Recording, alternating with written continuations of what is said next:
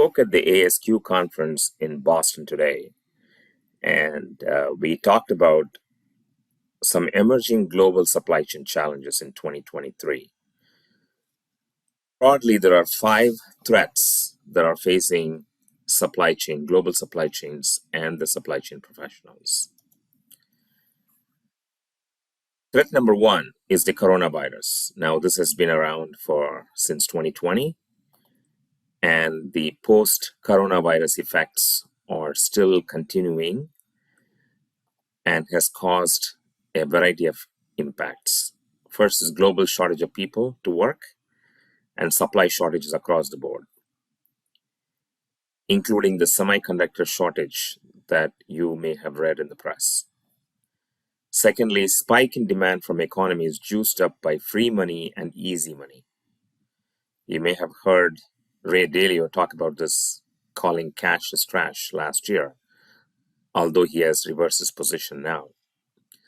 Acute shortage of semiconductors and components. And then when you look at the total landed cost of the extended global supply chain of products that are imported into the US, the total landed cost has spiked up significantly given the surge in container shipping costs. A 40-foot container was costing around $14,000 to $18,000 early this year, although they have come down a little bit now.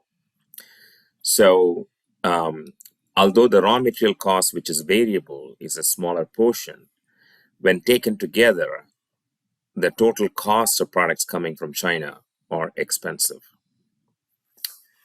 Second threat is the continuing conflict between Russia and Ukraine.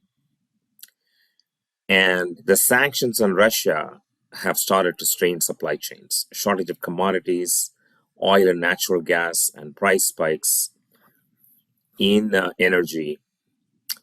And although it is rumored about a potential food crisis, that hasn't materialized as much as we had forecasted. But energy and oil prices are still a continuing concern. And thirdly, geopolitical threat. And that's threat number 3.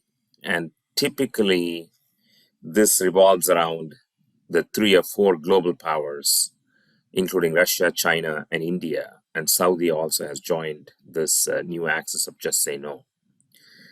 Taken together, these 4 countries, especially China, Russia, and India, together account for 3 billion people. Almost half of the working population are living under regimes which are not stellar examples of democracy. Although India is a democracy, I don't think there is anyone to challenge the current prime minister. And sanctions to freeze all sovereign deposits of Russia, which was a decision made by the Western powers, has been a new policy mode that will strain international trade and economics for many years to come. So this actually potentially represents a little bit of loss of trust in the US dollar as a reserve currency. And threat number 4 is a new one that started early this year from the spring, with the Federal Reserve in the United States raising interest rates, 6 hikes in 2022. US inflation, the CPI, has hit 9% plus on every reading in the last 6 months. The Fed funds rate has moved from 0% to 4% with the latest hike. The rate increases may not stop until mid-2023. So the US interest rates can top 5% in the next few months. And these interest rates are also sudden as well. And the magnitude is severe, 75 basis points every time. This potentially could cause a currency crisis in smaller economies and even significant economies like the Great Britain and Japan. The Japanese yen has lost 50% of its value. The British pound hit its lowest, almost parity, a month ago.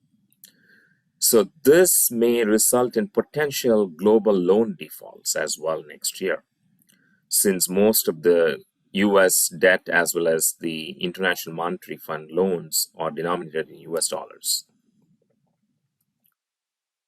And threat number 5 is a more recent one, where China experiencing COVID cases has enacted a zero COVID tolerance policy. So which essentially means even if they have a single case of COVID, they will lock down the entire city.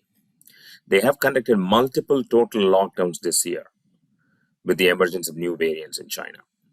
Now, this is a problem for the extended supply chains that import products into the US because it causes mini earthquakes to supply chains everywhere. Production stoppages, clogged ports. Some of our clients reported that the lead times are unpredictable now since we don't know when China would essentially enact a lockdown and shut down the supply chains. So we have some major challenges. It is an exciting time and also a time where we could just be in for significant pains on the supply chain. So we will talk about potentially, some steps to bulletproof your supply chains or at least prepare for the storm in the next video.